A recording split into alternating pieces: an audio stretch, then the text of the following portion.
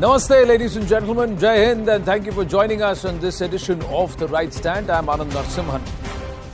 This Friday evening, we're going to focus on a development that is going to happen in the neighborhood, especially with the enemy state. But that could have direct ramifications on Bharat.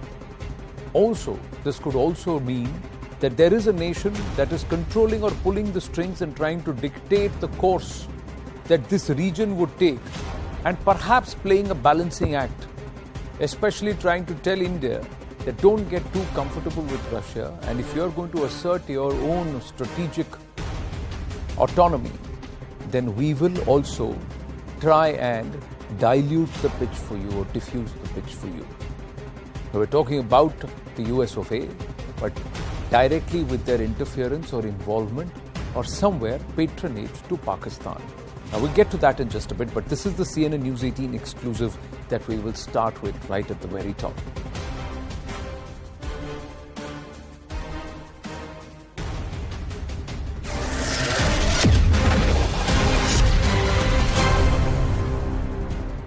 Now, relief from Pakistan for the FATF.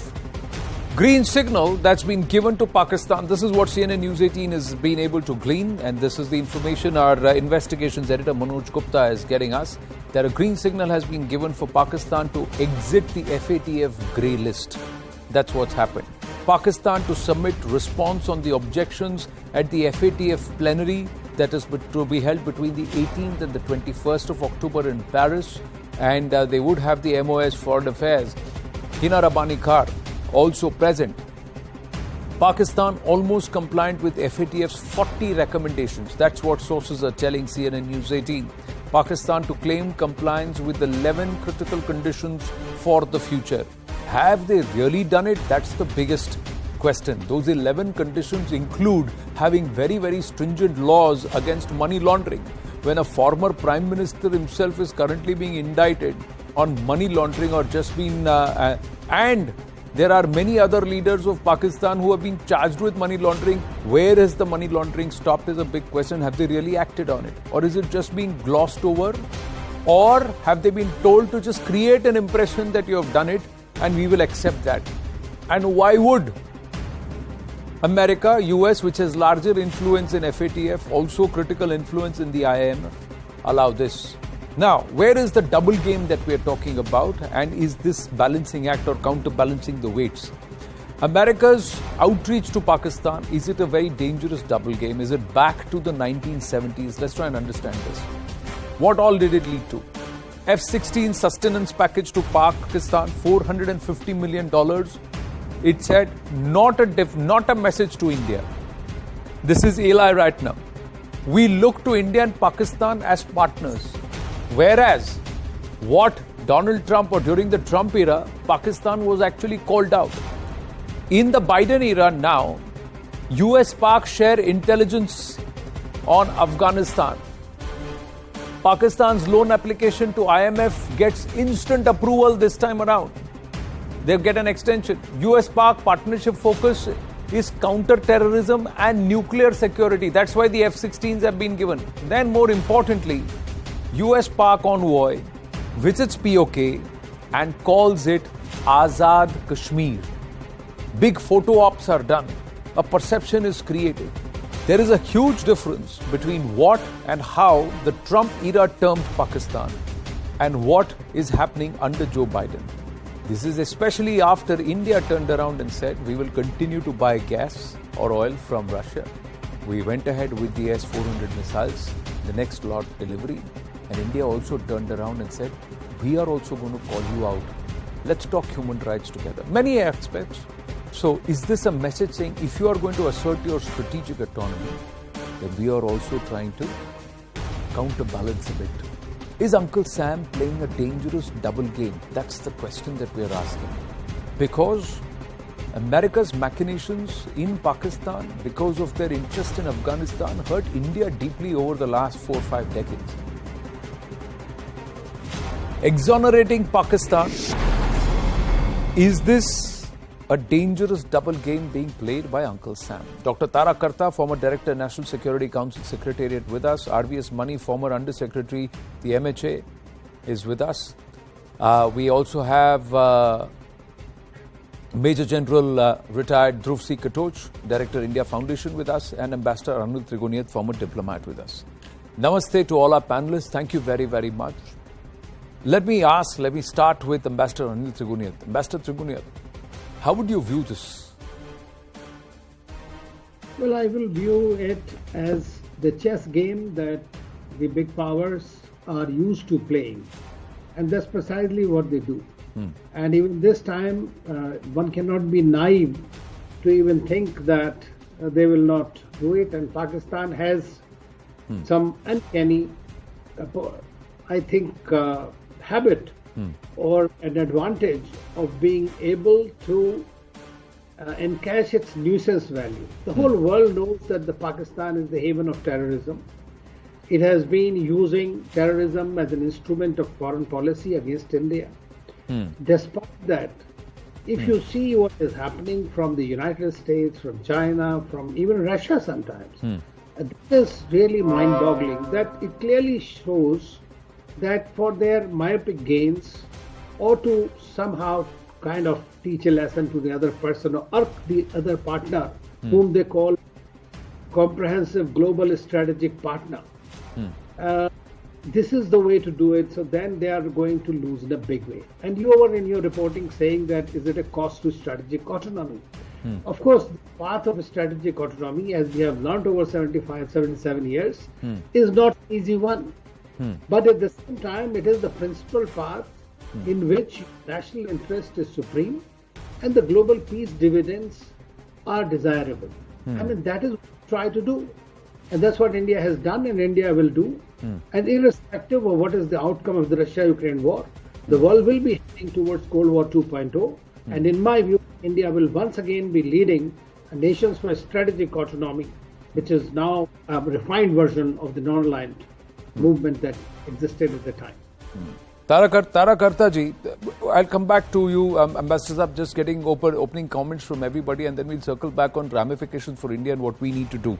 See, Donald Trump, in 2018 January, Taraji, Pakistan is a terrorist haven. Ned Price says we look to India and Pakistan as partners, 2022. Donald Trump, no more security assistance to Pakistan. Eli Ratner, F-16 sustenance package, not a message to India or over its Russia stand, but because of our defense partnership with Pakistan that is primarily focused on counter-terrorism and nuclear security. And we know what Subramaniam Jaishankar ji had to say to that comment. Donald Trump, they have given us nothing but lies and deceit, thinking of our leaders as fools. Partnership continues. This is today, the current administration. Partnership continues today with discussions focused on opportunities to address key mutual defense interests. Trump said, Pakistan shelters terrorists, India needs bigger role in Afghanistan. US-Pak envoy and POJK calls it Azad Kashmir. US-Pak embassy uses Azad Jammu and Kashmir in its tweets and its communication. What has changed in 4 years, especially in the last 6 months? FATF, APAC turns around and says Pakistan has not even confirmed to one of the 11 conditions. But however, we are given to understand it will be made to seem that Pakistan has complied to 11 of the 11 strict conditions, especially on terror funding and money laundering. I think what you said just now, I think that made such an impression on me. I mean, that their own leadership is indulging in money laundering. So it's quite a joke, right? And also, as we know, there is the terrorism from Pakistan, the terrorist camps remain, the terrorist groups remain. Everything is as it was. So what has changed last month, I think it was in August, I think, there was a report saying that there are some aircraft flying from Pakistan to Romania for weapons for Ukraine. I mean, very few people actually commented on that aspect. This is just one instance how Pakistan makes itself useful. It has, unlike us, it has a thriving weapons industry because it's run by the army. It's a country which is run by the army, isn't it? But nonetheless, the fact that it has been able to weigh in on the side of the West in terms of Ukraine is a huge advantage. You had Imran Khan saying, why can't we be independent like India and we must have our independent foreign policy, we must go to Russia and all the rest of it. What are they saying? They're saying that if you don't help us, we will also do the same thing. We will buy oil from Russia as well. So Pakistan is very adept at this game. They are supplying, I mean, this has never, nobody even commented on it, that weapons for Ukraine were going from Pakistan. What has Russia got to say about that? So, that is one. Second is, of course, the targeting of Ayman al-Zawahiri in Afghanistan, where the Stanexai, the Afghan foreign minister, clearly said that this was done with the drones flying from Pakistan.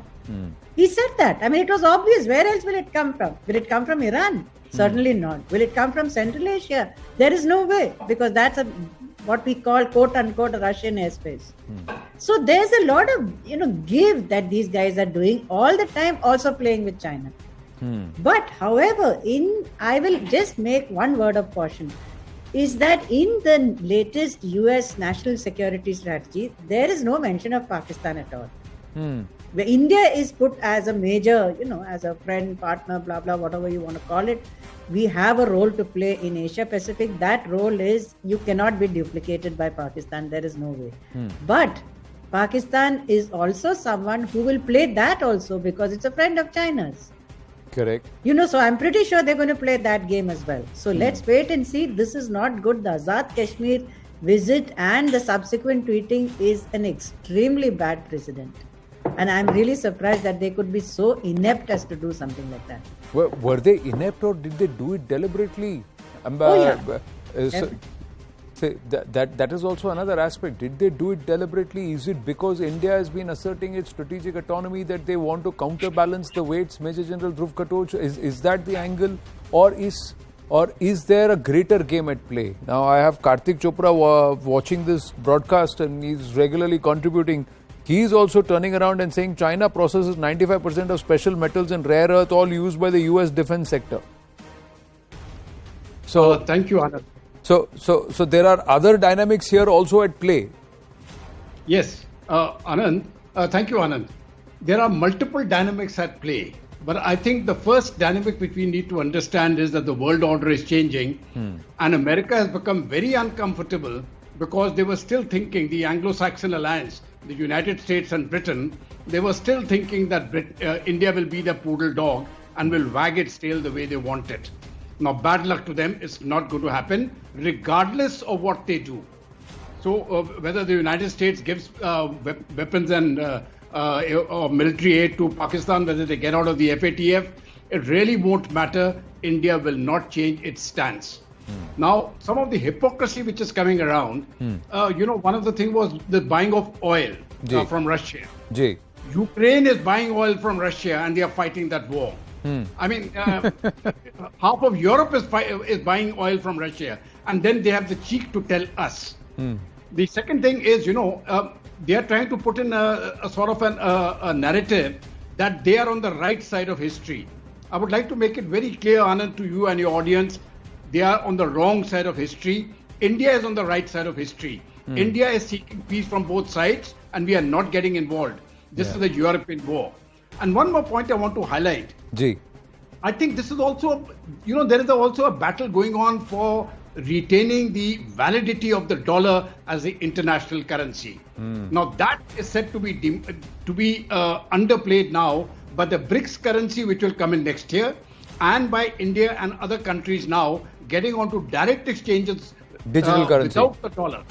So India, Saudi Arabia trade, India's trade with other countries is now coming onto direct currency trade, and we will settle the balance in gold and silver bullion. Now, America is very uncomfortable because once the dollar system breaks, then America will be a bankrupt country, and they will lose their status as a unipolar world, as a unipolar power in the world. So there are multiple games being played. But what the US needs to realize, regardless of what they do, I think India has grown too big for them. We are not going to bow down. We will look into our self-interest. So whether they give a support to Pakistan or not, that Pakistan, in my view, is not the concern. My larger concern, Anand, and I'm very serious about it, is the ability of the United States to fund groups within India to create disturbances, as we have seen during the past few years, the riots which take place. They have been sponsored from abroad, and the US is pretty good at it. So that is something which I think we need to keep a check on. As far as Pakistan is concerned, we'll handle them. I don't think there's any problem at all from terrorism or from any other side. we'll take them on. Spoken like the soldier and the strategist in you also talks about what the American dollars have done within our own country, but that is something which even Rajiv Malhotra ji in his book Snakes in the Ganga has very clearly mentioned. Where is it all coming from in terms of building the narratives? It is worth a lot of thought, the context that he brings in. But RVS Vaniji, I do not know the view from 30,000 feet. I can only say look at it from ground level, and my biggest concern is this is going to embolden the jihadis.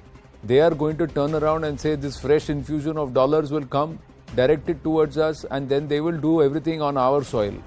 That means a lot of headache, and it's going to derail our growth story. Do you agree, disagree? Currently, we are also upscaling our own capacity. The NIA and the FIU end is doing a lot of work on that. Daraji must be better in a position. We fought our membership of FATF, but Pakistan has always been on the grey list. Just short of sliding into the blacklist last year or 2 years back. But now, due to certain geopolitical compulsions of America, because they have their supporters in Turkey, China and Malaysia. China has ensured that they don't slide into the blacklist. It's a matter of fact and it's a matter of history. But the geopolitical compulsions, because it is not just simple, as simple as that. America always being, like, apart from the de-dollarization part, which General Katul beautifully articulated, fundamentally it is that shopkeeper mentality, the American diplomacy, whether it is Biden or whomsoever it is, F-16 sells and they are provided aid, and that aid is again pumped in back in terms of estate. It's a vicious circle which is happening. Further sinking the Pakistani economy, which even the Pakistani leadership is not concerned about it. They do not, but their failure is not our success. Our success is to protect our soil, and we are going in a very robust manner. Humongous amount of money is coming in terms of startups, development and all that. And there have been certain instances of externally triggered disturbances like the Wistron case or the LPG leak in Washington, or even including the Serum Institute of India during the COVID, when we were having a absolutely upper position in the terms of vaccine distribution. And many of the countries in the UNGA have in fact acknowledged our vaccine donation, that at that time there was a fire in the Serum Institute of India. It is simply not an accident. So these are all facts. These have been happening, but now only it has been upscaled because of the geopolitical compulsion, the disturbances in terms of Ukraine war, where the entire Germany is in the threat of shivering, entire Western Europe is under the threat of shivering through this winter due to lack of energy. We are striking a deal. We are also doing ourselves with all the other energy producers, and here also there is a click. One of our major suppliers of energy, Saudi, has refused to increase the pumping of oil from there at the American instance. This is the recent one. So now the United States finds itself in a position of nobody cares for them, although he's a big brother. That is what is the compulsion, that they are picking up these type of people who could really matter. For example, if Pakistan is aided, in their perception, that will help them to bleed India. It is not that Pakistan is going to bleed India. Our upscale, so they believe this is how they will try to keep their narrative afloat. You talked about Pakistan in the grey list. Just quickly looking at it, in the grey list in February 2008, out of the grey list June 25, 2010. Then in the grey list in February 2012, out of the grey list in February 2015. This perhaps is the longest duration that they have been in the grey list, because June 2018, 15-member team visits Pakistan. 5-day visit 29th August to the 2nd of September. Pakistan needs positive outcome of on-site visit. A FATF plenary session in Paris on the 18th to the 21st of October 2022. So June 2018 to October 2022, the longest period that Pakistan has been in the grey list. Here there is a very vital point. You know, India has got a lot of officers trained as evaluators and assessors for FATF benchmarks. But as far as whenever Pakistan is being assessed, I do not think in the 15-member team or a 4-member team or a 8-member team, any Indian officer is any time included in that. That's a very, very vital point. We have a large number of pool of officers who are trained assessors under the but the Pakistanis will not allow an Indian to come and assess them. So that is hold on. I have a counterpoint. United Nations Counter Executive Directorate in 2007 sent a Pakistani UN official as a part of the inspection team of the India in 2007-8. But whenever our people are included in the list, Pakistan vetoes it, and it is vetoed by the FATF Secretariat on this ground. It speaks more about their inability and their own insecurities rather than us, RVS Maniji. That's how I'd like to look at it. But here, Ambassador Anil Trigunia, what does India do and what are the immediate ramifications for India? Because America has gone ahead. Has America not taken kindly to India asserting itself? Well, that is a fact that they did not like our independence stance. But that means they are forgetting the history of India. And every time, we have taken a principled decision, which is essentially serving our own national interest as well, while helping the cause of the peace and diplomacy and dialogue. So India has taken that stand throughout and does not want to be part of a partisan kind of approaches. If we were to, let us say, accuse or condemn Russia, then what about earlier interventions, unilateral interventions by the United States and NATO countries in Libya, in Iraq, and elsewhere? India abstained even in that. So that has been a position. It is not something that is we are just doing for the heck of it. These are very well thought things. And then the countries stand to believe and respect you for the kind of integrity that you are showing in your stance. Now, United States obviously has an alliance mindset. It does not operate for that. So if you are part of that alliance system, so somebody said that if you are an enemy of USA, it is bad. But if you are a friend of USA, it is still worse. So I think that is the situation that India needs to be careful about. And I think in our policy circles, we have seen the foreign minister and others speaking very clearly about and explain to the Americans and other Western countries about India's position. So they might say that, okay, we want to just pop up Pakistan. We don't understand that this is the kind of games they always played. It is after all just 71 was not very far. Correct.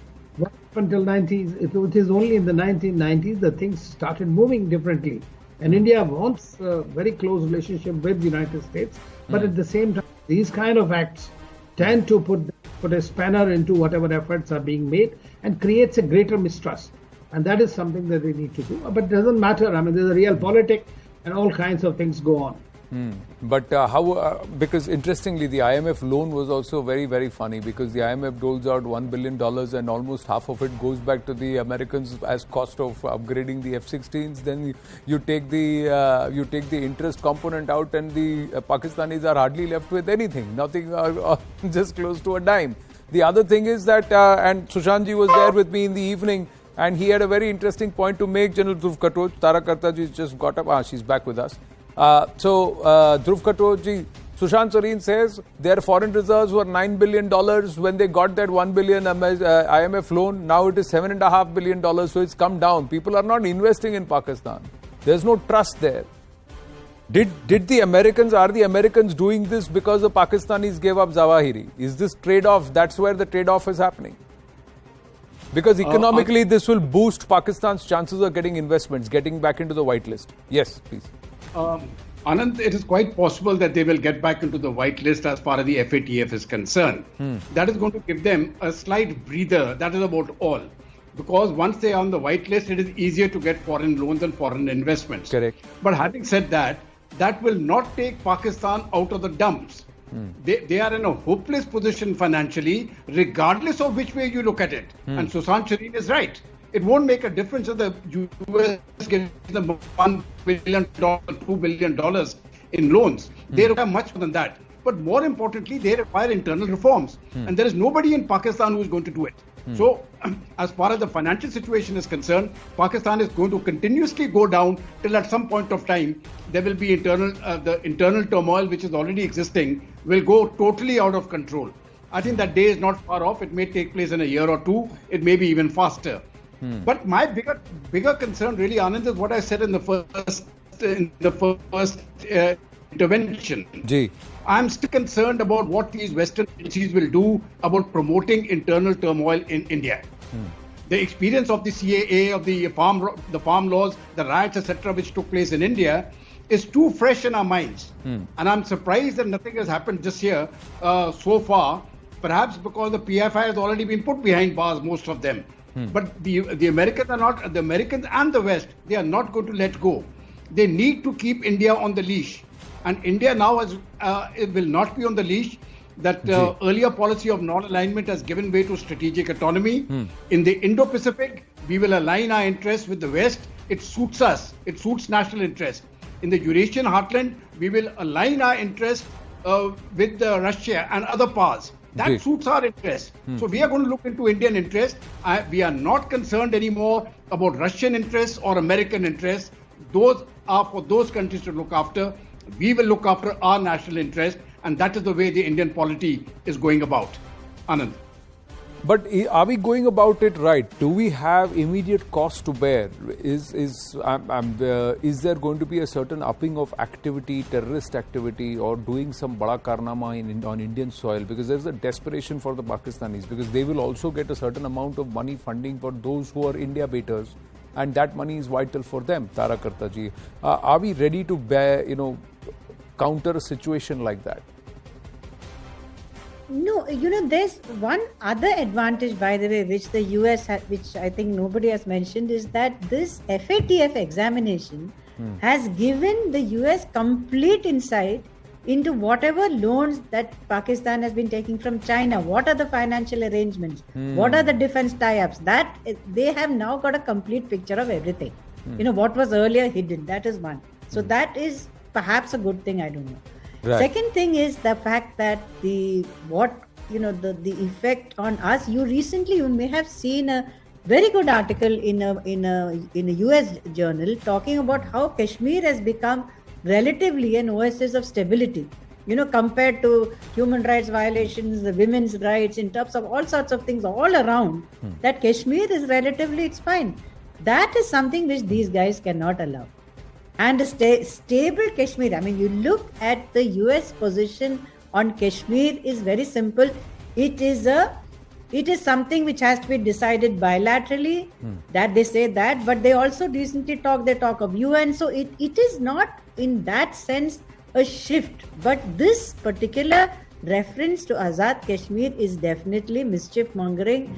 And I am still wondering what is the basic cause for this? What do they want us to do? My guess is it is the fact that we are not completely cutting ties, of course, with Russia, that's obvious. But also the fact that we did not participate in the resolution against Xinjiang. The fact that China remains one of our biggest trading partners. So this is something which has been asked of me several times. That How do you have this relationship with China? You continue to do all this with China. How do you know where we stand? So it is like the previous speaker said. It's a question of our national interests. And if this happens, then there is an erosion of trust in the Indo-Pacific. That is what is going to happen. And that's not going to help bilateral relations. It's not going to help the US policy on China either. But can we function without it eroding? Can we continue to cooperate with America on Quad? Can we continue to be strategically aligned to Australia and to other nations, while trying to, even as increasingly there is increasing American presence on Indian waters or around the Indian Ocean, given AUKUS, RVS Waniji, is it possible for us to do it? Is it possible for us to make America understand that you have to allow us to be, while not trying to derail us? See, continuous engagement is a prerequisite. We cannot simply shut the doors on that. The continuous engagement at different levels will have to be sustained. Notwithstanding the fact that today, because let us be very clear about, people talked about the impoverished Pakistan or their finances, but they do find money for two things. One, for a huge amount of lobbying, which Ambassador will certainly corroborate, that they have a lot of money for only lobbying for these type of things. on which they sink a lot of money. Number two is the general's requirements are always fulfilled. Pakistan's entire expenditure is only on these two items, not much on that. And that is the basic structure of their economy. Having said that, third, for bleeding India or whatever it is, I do not think another 2611 or a German bakery they will ever attempt. But these type of small bleed cuts, like the anti-CAA, like disrupting the Indian economy, will continue. And this has the nod from the US, but we need to continuously keep engaging, whether through Quad, whether through other Anglo-Saxon countries like the Canada. Canada again is a problem area, but still we need to be continuously engaging on that. And nowadays the diplomacy has profiled itself as the confidence level and their aggression has improved. Certainly it has improved than what it was 10 years back or 15 years back. Right. So that also is also showing the results. They have a much more leg space and autonomy. But again, the question of the amount of funds Pakistan spends on lobbying in different embassies cannot be matched, and we cannot be throwing such type of money on that. But positive engagement will continue. We have the technical cooperation, we have the economic cooperation routes and all, in which these engagements can be furthered. And we also have certain areas in which there is an engagement with the Department of Treasury on terror funding. We are doing it. It was there even 10 years back, and I think that type of thing should be escalated. See, I tell you what, one of the things is that we need to collectively turn around and tell the world this is the West hypocrisy. Ambassador Anil Trigoniaji, final comment. See, how do we function in a situation where the narrative is being set by Uncle Sam and the West, where they say that whatever they do is right, whatever anybody else does is wrong. Look at the hypocrisy here. Arunima has just spoken with the Interpol Secretary General Jürgen Stock. I'm just quoting him on 2 news points. Russia-Ukraine war is a concern for Interpol member nations. What to do about Russia is something that will be discussed at the GA. Interpol General Assembly, they're going to discuss this. Russia-Ukraine war. Then, next, we ask him about Gurpatwant Pannun. Sikh for Justice chap. Why aren't you taking action, or why aren't you issuing an RCN, Red Corner Notice? Interpol doesn't allow action on political, religious, military ground. Russia-Ukraine war political or military नहीं है. वहाँ उसको discuss करेंगे. But Gurpatwant Pannun is political, religious, military ground. And we cannot issue Red Corner Notice there. But you can appeal. This is hypocrisy. This is hypocrisy at play. Writ large. Why should we trust these kind of organizations which work on their particular narrative? It's not a worldview, it's their view. Ambassador Trigoniat. Well, you have rightly said, this is their foreign policy. They just try to hoodwink and lofty ideals, but in practice, they do everything that is totally against it. So it's a hypocrisy is the watchword for them for always. They say, this is what unilateralism is all about. That whatever I say is the gospel truth. But India has been calling out that. So are the other countries. China does that, Russia does it. So there is not that this narrative can simply go through. It is, of course, in the English language media, if you were to just go by that, then you might see that. But then countries are realizing, a larger number of countries, you see in the Middle East, Saudi Arabia, now they just opaque because they want to protect their interests. Then Americans want to fix them now once again, since the visit of Biden did not go through. So they turn around their policies overnight. Now, so it doesn't matter. But as far as India is concerned, one thing one should remember, India is far too big, far too important a country in order to be shoved around too much. And they have understood now in umpteen number of meetings that our foreign minister had, prime minister had, and very clearly articulated India's stance, which is not to support Russia as much as to support a UN Charter, basically, and the principles of peace, dialogue and diplomacy. This is what is needed. Needed for our own development, for our own growth, for our own interest. Yeah, so then let's engage with nations who take their foreign policy seriously and they don't twist and turn it around based on the nation that they want to engage with. The absolute hypocrisy writ large in every statement that they make. Can they go and decide, can we go ahead and tell tomorrow we'll deem Alaska as an independent state of Alaska and call it as a separate from the US? How can they say what is being deemed as sovereign territory by the Indian Parliament, their diplomat can go and call it Azad Kashmir and get away with it? What kind of a nation? There are a lot of questions that can be asked in terms of what they think is not their view. It's not a world view. It's an America view. And if India exercises strategic autonomy, then we must do it a little more strongly. And if they can come out, I'm just amazed, Dhruv Katoji, final word. Their president can come out and say, wherever you are, whichever corner of the world, if you are against America, we'll hunt you down and take you down. Their president says that and it makes global headlines saying, fantastic, when they take out Ayman al-Zawahiri. But we can't do the same with Hafiz Saeed. We can't do the same with Lakhvi. We can't do the same with Masood Azhar and Dawood Ibrahim. Who decides that? And who is anybody else to decide that?